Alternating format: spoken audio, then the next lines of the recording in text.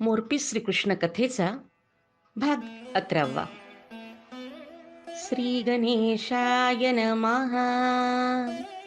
श्री गुरुभ्यो नमः.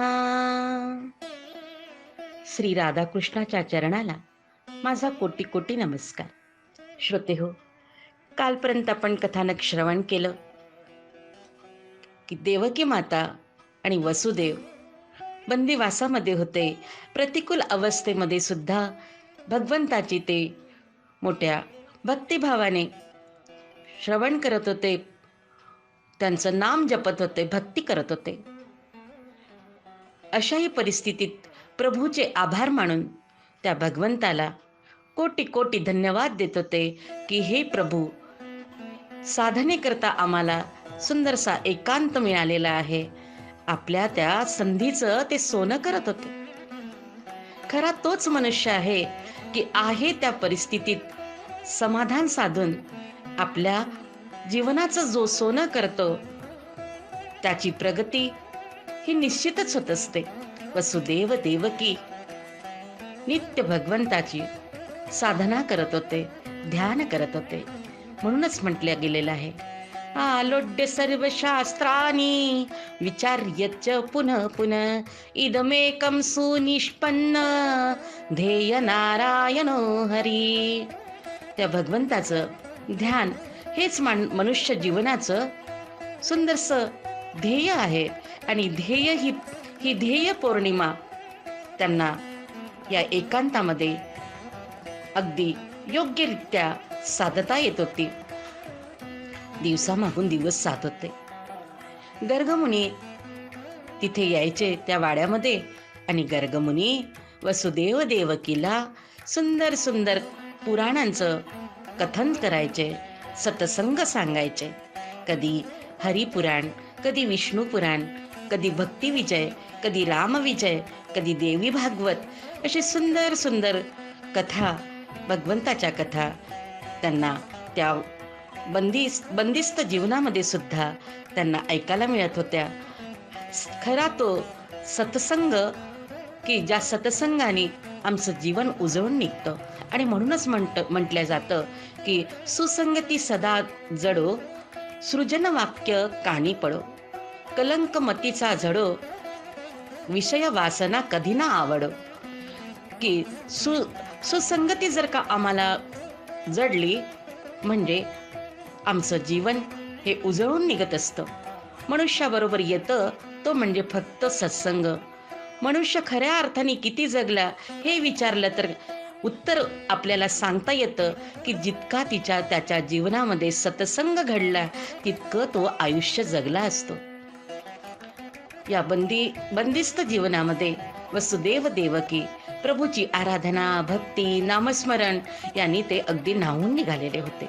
दिवसामागे दिवस अगदी ऋतुचक्र हातात हात घालून ह्या ऋतुचक्राचं जोडपं पुढे पुढे सरकत होतं. त्यांच्यावरती पहारा तर होताच, अष्टोप्रहार असं चौफेर पहारा त्यांच्यावरती होता. आणि शिपाई जे आहे शस्त्र घेऊन अगदी सज्ज होते. परंतु तशाही परिस्थितीमध्ये त्यांचं मन मात्र गोविंदाला, त्या भगवंताला त्यांनी दिलेलं होतं. माझ्या मना लागू ते छंद नित्य गोविंद नित्य गोविंद.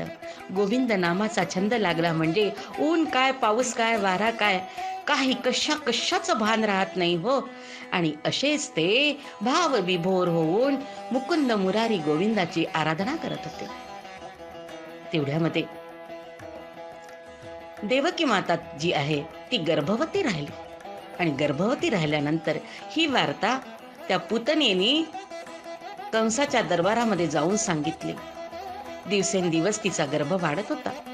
तिच्यावरती अगदी नजर रोखूनच ती पुतना पाहत होती. आणि देवकी जी आहे ती प्रसूत झाली. सुंदर गोजिरवाण्या, गोऱ्या गोऱ्या कुरळ्या केसाच्या अशा गोड बालकाला तिने जन्म दिला. बालकाचा जन्म होताच ते टाहो करून फोडून रडायला लागलं. ही वार्ता त्या पुतनेनी कंसाला सांगितली की देवकीने पुत्राला जन्म दिलेला आहे. आणि कंस जो आहे त्याला आनंद झालेला होता की चला, पहिल्या शत्रूचा आता आपल्याला नायनाट करायला मिळणार. तेवढ्यामध्ये कंसाच्या दरबारामध्ये अक्रूर, कूट आणि हे जे त्याचे हेर जे होते ते सर्व तिथे आलेले होते. अक्रूर जो आहे तो चांगल्या मनाचा होता, की जो क्रूर नाही तोच अक्रूर आहे. कौशल असे जे त्याचे जे सर्व काही सल्लागार होते, की हे त्याला सल्ला देत होते. अक्रूर म्हणाले की कंसा, 8व्या मुलापासनं तुझ्या जीवाला भय आहे. 7 मुलांची, निरपराध मुलांची हत्या करून आपल्या पदरी पाप काप तू पाडून घेतोस. कारण पुण्य प्राप्त करायला माणसाला त्याचं जीवन पूर्ण अर्पण करावं लागतं, तेव्हा कुठे त्याच्या पदरी पुण्य मिळत असतं. परंतु पापाचं तसं नाही हो. पाप मात्र एका क्षणार्धामध्ये, आपण जर का आपलं धर्म चुकलं, कार्य चुकलं, नीती चुकली, तर आपल्या पदरामध्ये एका क्षणामध्ये पापाचं गाठोडं जमा होत असतं. तेव्हा अक्रूर कंसाला सुंदर मार्गदर्शन करत होता. धर्माच्या मार्गावरती तो त्याला वाटचाल करायला सांगत होता. परंतु ते कूट जो आहे, कौशल आहे, हे जे आहे ना, की कंसाला म्हणत होते की नाही नाही महाराज, अक्रूराचं तुम्ही ऐकू नका. तुम्ही मात्र देवकीच्या सर्व मुलांची हत्या करा. कोण जाणे कोणता तुमच्या जीवाला धोका करून देईल आहे. तेव्हा कंसाला अशा या आपल्या सल्लागारांचं म्हणणं पटलं. कारण त्याचे हे सल्लागार जे होते ना, ते म्हणजे मगध देशाचा राजा जरासंध, त्याच्या राज्यातनं त्याला स्पेशल सल्ला देण्याकरता आलेले होते. सल्लागार मंडळ हे चांगलं अचूक असायला हवं, तेव्हाच राजाचा विकास होत असतो आणि राजा भरकटत नाही. परंतु त्याला जर का दिशाभूल करणारे मंत्रिमंडळ आणि सल्लागार असेल तर राजाची वाट चुकल्याशिवाय राहत नाही. त्या कंसाला या सल्लागाराचं म्हणणं पटलं आणि कंस जो आहे तो देवकीच्या त्या वाड्याकडे अगदी तरातरा जायला लागला.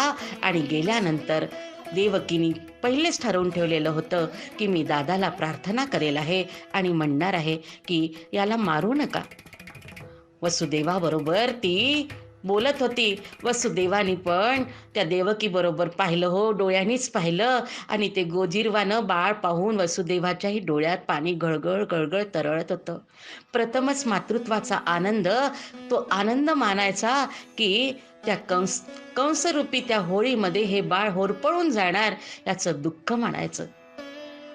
वसुदेव देवकीच्या त्या भावनेला काही काही काही त्याला अंतच नव्हता हो. दोघही धाय मोकलून रडत होते. देवकीचं हृदय भरून येत होतं. मातृत्व हा स्त्रीचा सुंदरसा अनमोल दागिना आहे आणि पहिलाच दागिना तिचा तो नष्ट होणार याचं भय तिला, अगदी भयाचं ग्रहण लागलेलं होतं. देवकीच्या डोळ्यातलं पाणी थांबतच नव्हतं आणि ती वसुदेवाला म्हणाली की मी दादाला सांगणार आहे, हे बाळ तुझं काही करणार नाही दादा, हे इवलंसं बाळ, अरे बघ त्याच्याकडे, तुला दया येत नाही का त्याची? हे काय रे तुला करणार? त्याला बोलता येत नाही, चालता येत नाही की काही नाही, इवल्याशा बाळाचं तुला भय वाटायचं काय कारण? वसुदेव म्हणाले, देवकी तू सर्वतोपरी समजाव, पण का कंसाने हे मानलं नाही तर पुढच्याही गोष्टीला सामोरं जाण्याची तयारी ठेव बाई. लहरों से डरकर नैया पार नहीं होती, कोशिश करने वालों की कभी हार नहीं होती. देवकी, कोशिश करने वालों की कभी हार नहीं होती. परमानंदाच्या प्राप्तीसाठी सर्वस्व जरी अर्पण करावं लागलं तर त्याची आपली तयारी असायला हवी. वसुदेवानी देवकीच्या डोळ्यातलं पाणी आपल्या हाताने पुसलं आणि देवकी पण हंबरडा फोडून रडत होती हो. आणि तेवढ्यामध्ये घोड्याच्या टापांचा आवाज आला आणि वर्दी आली की कंस महाराज आलेले आहे. कंस त्या वाड्यामध्ये आला आणि देवकीचं ते बाळ पाहून म्हणाला, दे देवकी ते बाळ. त्यावरती देवकी म्हणाली, दादा, अरे तू एवढा निर्दयी कसा?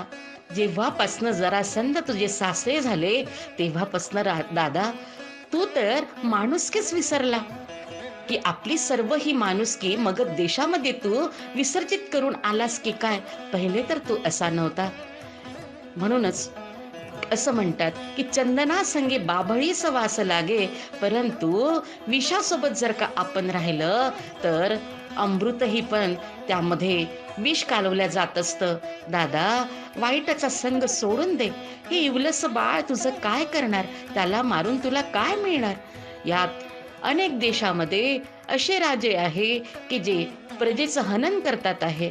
प्रजा होरपळून निघालेली आहे.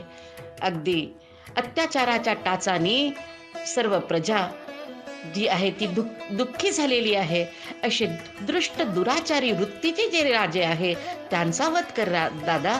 तुला पुण्य मिळालं आहे आणि तुझा पुरुषार्थ होईल आहे. तुझी कीर्ती सर्वत्र दश दिशेला पसरेल आहे. परंतु इवल्याशा बाळाला मारून तुला काय पुरुषार्थ मिळणार आहे? देवकी सर्वतोपरी समजावत होती. कितीही झालं तरी तिचं आईचं मन होतं. कुठल्या आईला वाटतं हो की आपल्या बाळाला कोणी मारावं? आई तर त्या बाळाचं सुंदरसं संरक्षणाचं पांघरूण असते आणि म्हणूनच काळीज दिल्यानंतरही ती आई आपल्या बाळाला म्हणत असते, बाळा तुला लागलं तर नाही ना? अशी जी असते तीच आई आहे. दोन शब्दांची ती आई की ती ईश्वरा समान पूजनीय आहे, आकाशा समान व्याप्त आहे. अशी ही दोन शब्दांची आई. तिला भेटण्याचं साठी ईश्वरही घाई करतो, परंतु निर्धन काळीजाचा जो कंस, माया दया नसणारा, तो मात्र त्या बाळाला मारण्याकरता आलेला होता.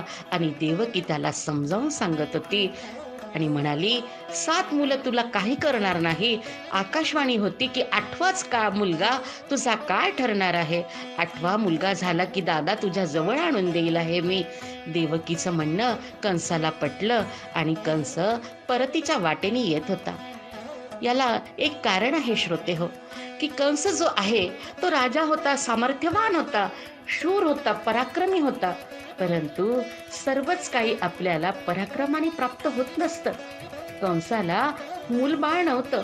ते चिमुकलं गोजीरवाणं बाळ पाहून त्याचे हृदय हेलावलं. अहो, कंसाचंही हृदय हेलावतं. असंच ते गोड असं बाळ होतं. आणि कंस त्या बाळाकडे पाहून त्याला वाटलं, नाही नाही, निरपराध त्या बाळाला मारून मला काय बरं मिळणार? त्याच्यामध्ये माणुसकी जागृत केली, ते म्हणजे त्या निष्पाप बाळाच्या दर्शनाने. आणि तो हताश होऊन तिथनं परत जात असताना, त्याचा रथ जात असताना त्यांना नारद मुनी दिसले. नारायण हरी, श्री नारायण हरी. नारद मुनींचा जय जयकार सर्व त्रिभुवनात गुंजायला लागला. कारण नारद मुनी म्हटलं की भगवंताचं नाम मुखी येतच असतं. नारायण हरी, श्री नारायण हरी. कंसाला पाहून नारदांनी कंसाला विचारलं, काय गोष्ट आहे की तुझी मुद्रा जी आहे ती दुःखी दिसत आहे? तुझ्या चेहऱ्यावरचं हसू अगदी कुठे उडून गेलं की काय? काय झालं बरं? कंसानी त्या देवर्षी नारदांना वंदन केलं. मुनिवर नमस्कार असावा. मुनिवर आला. त्यांनी सांगितलं की झालेला प्रसंग त्यांनी सांगितला. देवकीने पहिल्या मुलाला जन्म दिलेला आहे आणि मला मात्र त्याला मारावंसं वाटत नाही. मुनिवर म्हणाले, रस्त्यात तुला सांगून काय फायदा? चल, तुझ्या बरोबर तुझ्या राजवाड्यात येतो आणि नंतरच तुझी बरोबर कान उघडणी करतो. कंसाच्या रथामध्ये बसून देवर्षी नारद त्या कंसाच्या राजवाड्यामध्ये गेले आणि कंसाला म्हणाले, अरे, इतका तू शूर, पराक्रमी आणि ज्ञानी, मला वाटतं तुझी मती भ्रष्ट झाली आहे की काय? नारायण हरी, नारायण हरी. आणि नंतर नारद मुनी म्हणतात, आठवते तुला लहानपणीचा प्रसंग? गाल्व मुनीच्या आश्रमामध्ये तू विद्या ग्रहण करत असताना आपल्या राजगृही परत आला आणि तुझ्या पित्याने तुला विचारलं होतं की त्या घोडदौडीमध्ये तुझा कोणता नंबर आला? तर तू सांगितलं होतं की माझा प्रथम क्रमांक आला. तुझ्या पित्याला, उग्रसेनाला ठाऊक होतं की तुझा नंबर पहिला आलेला नाही, पण त्यावरती तू वाक्चातुर्याने म्हणाला की पिताजी, शेवटून पहिला आलोय. मग तूच सांग कंसा, अरे पहिलं ते शेवट आणि शेवट ते पहिला होत असतं. पहिला तो आठवा आणि आठवा तोच पहिला होतो. कंसाने डोक्यावरती हातच ठेवला आणि त्याचं विचारचक्र गर गर गर असं भवऱ्यासारखं फिरायला लागलं आणि तो नारदांकडे अगदी वेदक मुद्रेने पाहायला लागला आणि म्हणायला, मुनिवर्य, काय करावं आता मी? देवर्षी नारद म्हणाले, बाबा रे, झोपलेला जाग करणं माझं काम. त्यानंतर काय करावं काय करू नये हे ज्याचं त्यांनी ठरवायचं असतं. पुण्याचा आपण त्यामध्ये जर का हातभार लागला तर माणसाला आनंद होतो. देवर्षी नारद मनातच आपल्या बोलत होते, पण पापाचा धनी कोण होईल आहे? बघ बाबा, तुला मी जागृत करण्याकरता आलेलं आहे, ज्याचं त्यांनी बघितलेलं बरं असतं. नारायण हरी नारायण हरी म्हणून त्या कंसाचे डोळे उघडे करून मुनिवर्य गेलेले होते. कंस म्हणाला की देवर्षी नारदांमुळे माझे डोळे उघडले. आणि मुनिवर म्हणाले, अरे कंसा, नेहमी करता तुझे डोळे असेच उघडेच राहावे आणि तुझा अंत व्हावा, याकरताच हा प्रयत्न आहे. पुण्य करशील तर तुझा पापाचा घडा भरणार नाही आणि जोपर्यंत तुझा पापाचा घडा भरणार नाही तोपर्यंत तुझा अंत होणार नाही आणि या धरतीवरती धर्माची स्थापना होणार नाही. आणि ही सर्व प्रजा जी आहे, दुःखाने होरपळलेली प्रजा, त्या प्रजेला न्याय मिळणार नाही. तेव्हा तुझ्यासारख्या पापी वृत्तीचा अंत हा व्हायलाच हवा. आणि म्हणूनच प्रभू रामचंद्रांविषयी म्हटलं जातं, राम किसी को मारते नहीं, राम किसी को मारते नहीं, ऐसो नहीं मेरो राम, अपने आप मर जाते हैं करके बुरे काम. आता मात्र कंस जो आहे तो विचार चक्रामध्ये गढून गेलेला होता आणि त्यांनी विचार केला की नारद म्हणतात ते अगदी योग्यच आहे. कारण ती आकाशवाणी ऐकल्यानंतरही मला वाटलं की हा आकाशवाणी आहे की नारद आहे, आकाशवाणी आहे की नारद आहे. म्हणजेच आकाशवाणी आणि नारदवाणी यामध्ये काही भेद नाही. त्यामुळे नारद जे म्हणतील ते पूर्व दिशा हे प्रमाण मानून परत कंस देवकीच्या वाड्याकडे गेला. आणि तिथे मात्र आता कंस परतलेला असल्यामुळे देवकीला मातृत्वाचं भरतं आलं हो. आणि तिने आपल्या मायेच्या पांघरुणातनं त्या छोट्याशा राजस गोड सुकुमार अशा बाळाला आपल्या हृदयाशी घट्ट धरलेलं होतं. तिचा प्रेम पाना घळघळ घळघळ ओथंबून वाहत होता.